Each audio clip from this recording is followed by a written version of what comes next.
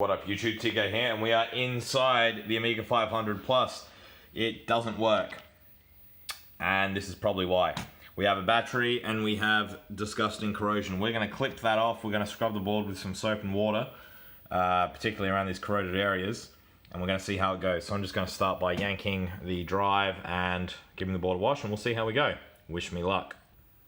That is rough. We're going to get a toothbrush onto that and just go hell for leather. Hopefully she comes good. After initial investigation, it became clear that the socket for Gary was completely shot.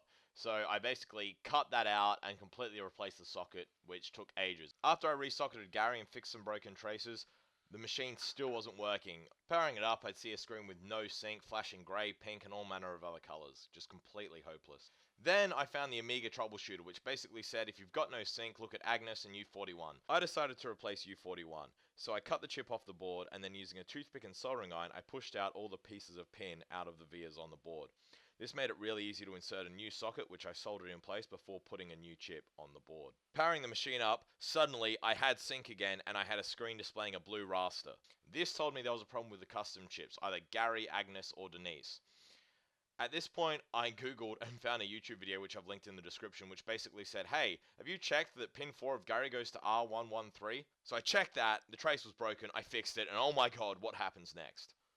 Alright, here we go. I looked up a YouTube video. Some guy said, hey, check if pin 4 is connected to R103 and then it's connected to U12. I fixed that.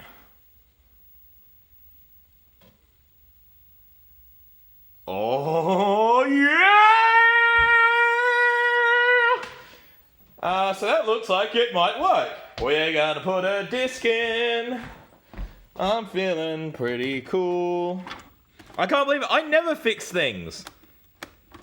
Super, hang on. That'll do. Okay, that's not great. Well, it's doing more than it was. Let's see what else we can pull off. I mean, that's an old disc. Alright. Try this one.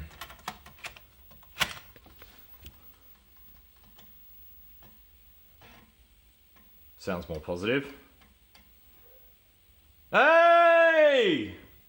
If we can get to a workbench screen and it works properly. Yep, I'm calling that. I'm saying that wins. I got an Amiga 500 Plus to work!